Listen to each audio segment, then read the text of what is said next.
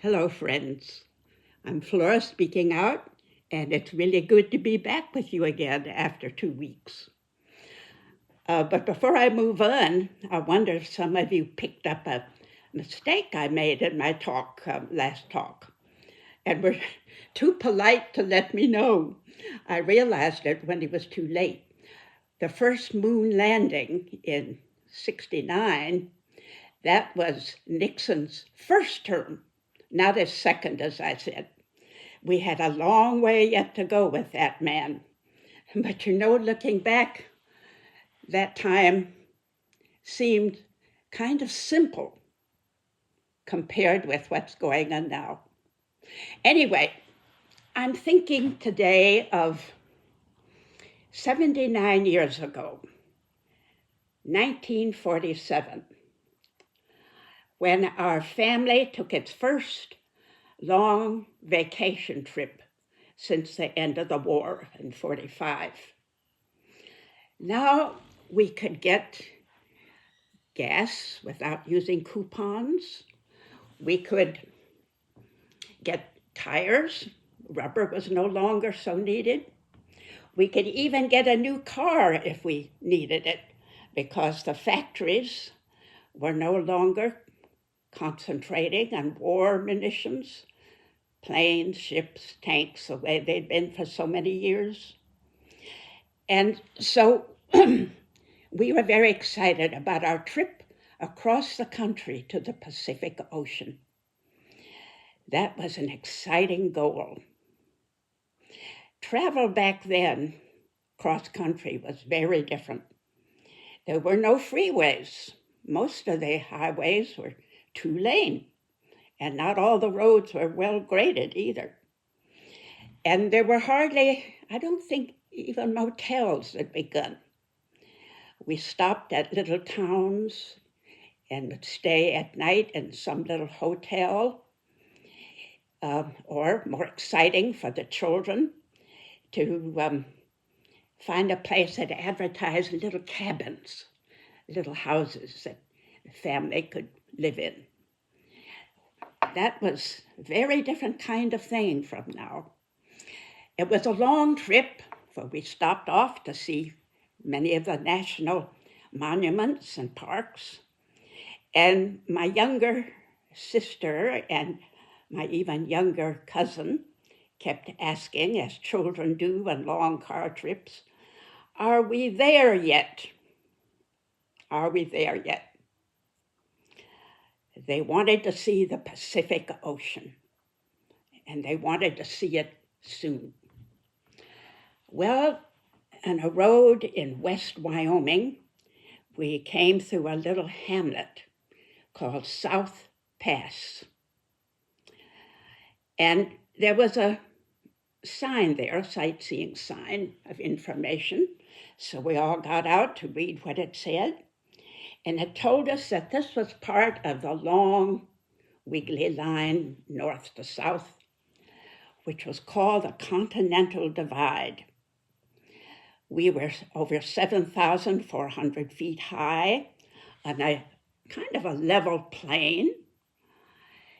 But it told us at the Continental Divide, wherever you cross it, on the east side, all the streams and rivers flow eventually into the great rivers, eventually in the Atlantic Ocean.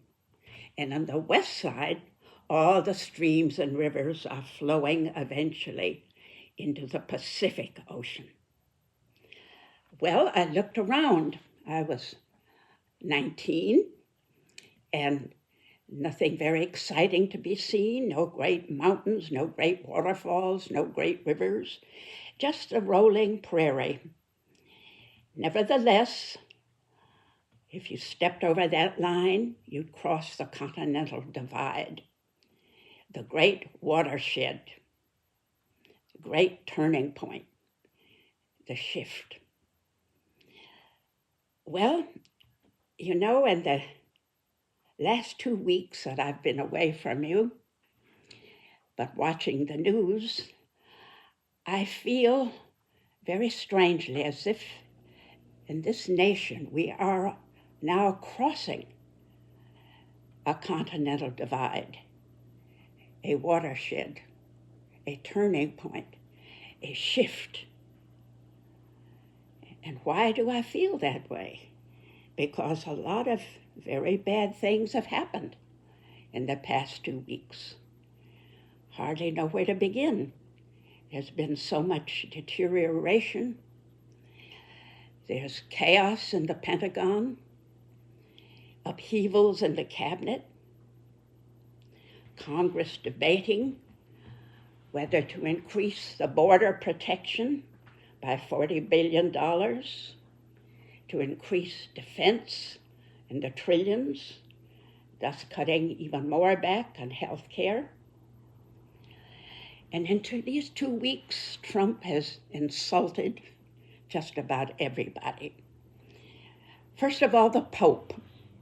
Insulted the Pope, claiming he's weak on crime and terrible in foreign policy, and that the only reason he was elected Pope was because he was an American. And of course, he's insulting his same time as Catholic voters. He's insulted the Italians, the Prime Minister, Giorgia Meloni, calling her a coward. He's insulted India, calling it a hellhole. He's insulted the Prime Minister of Great Britain. And of course, he's insulting NATO all the time. He insults his own MAGA voters, believe it or not, because the evangelistic branch was deeply offended at Trump portraying himself as a divine, Christ-like figure. You all saw it, with a halo of light surrounding his whole body and laying his hands on the sick for healing, and devoted followers with prayer looking up at him adoringly. When his MAGA voters were angry at that, he insulted them by calling them stupid for not realizing he really only meant himself as a doctor, nothing more. Yeah, okay. What else is going on? Well, the DOJ, District Department of Justice, has just decided, as of, I think, maybe today, this is being taped on Friday, to reintroduce the firing squad as a federal way of execution. The firing squad, ordinary soldiers.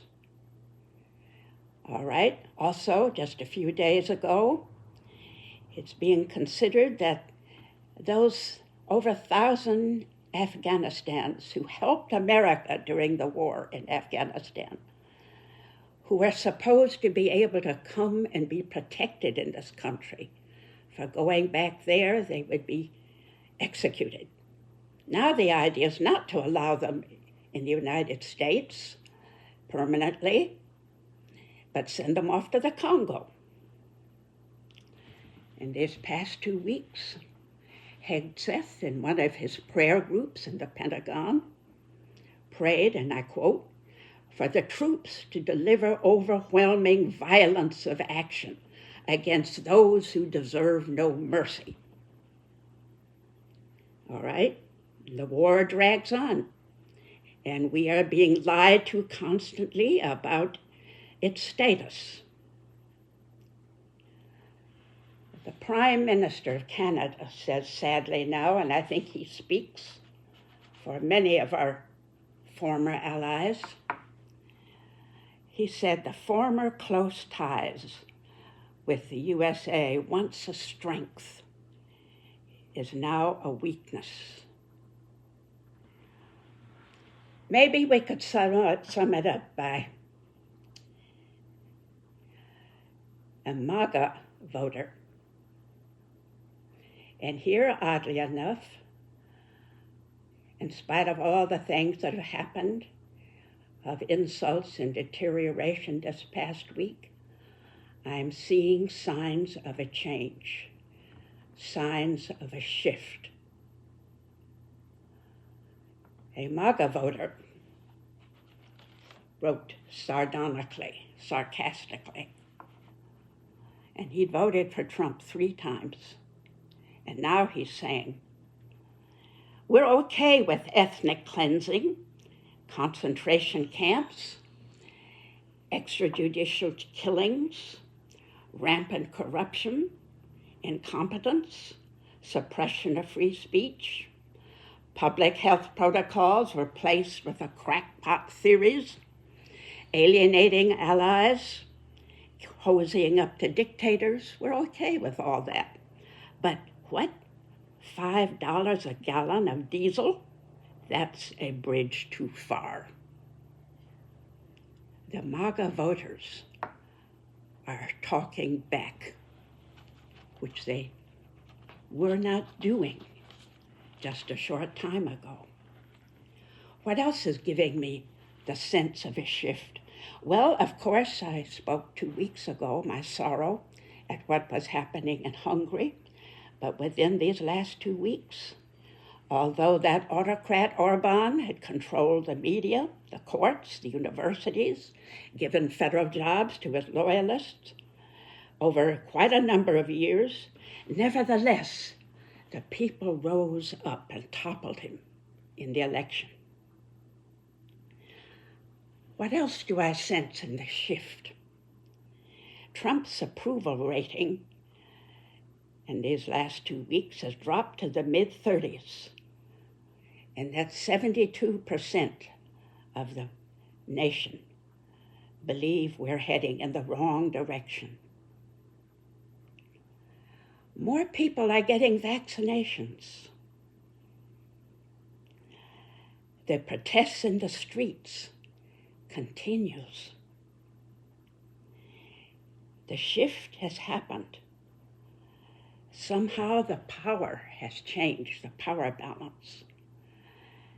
That doesn't mean that bad things won't happen in the next 2.5 years, that there'll be back steps. Our trip to the Pacific Ocean, for example, full of the excitement and anticipation. At one point, our car blew a tire. Tires were quite different then.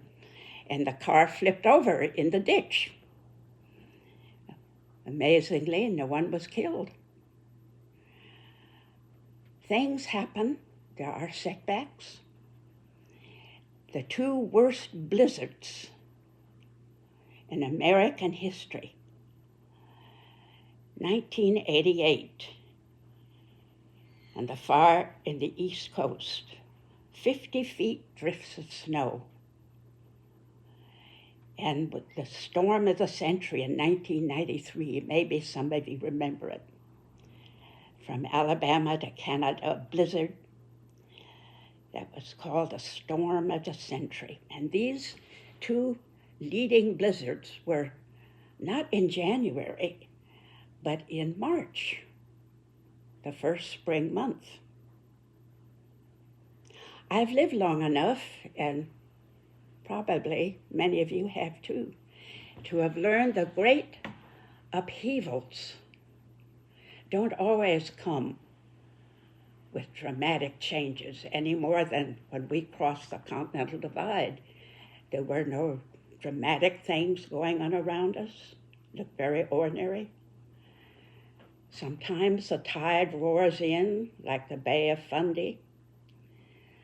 Sometimes among the marshes off the Carolina coast, it comes in so quietly you don't realize it's coming until you see the marshes flooded quietly. But there's a sense of unstoppable change. When I was going through a very time of hard crisis, right in the middle of it, when it seemed the worst, I sensed a shift. I sensed a change. I sensed a divide. And at that time, a poem rose in my mind. I don't think I should call it a poem exactly. It's not good enough. More a jingle, or maybe I should call it a chant that ought to be spoken with the beat of drums. Anyway, this is the way it went. And it describes how I was feeling then and how I'm feeling now. A different wind is blowing, and a blade of green is showing. And you cannot stop the singing of that early bird a-winging. Yes, that early bird a-winging, and it needs to sing. Though another storm is coming, deep down the earth is strumming. Beneath the ice, there's running. Yes, the river is a-running. Yes, beneath the ice, it's running. And I smell spring. Are we there yet? No, we have a long way to go. But we've crossed the divide. Thank you, friends, for being with me. See you next week.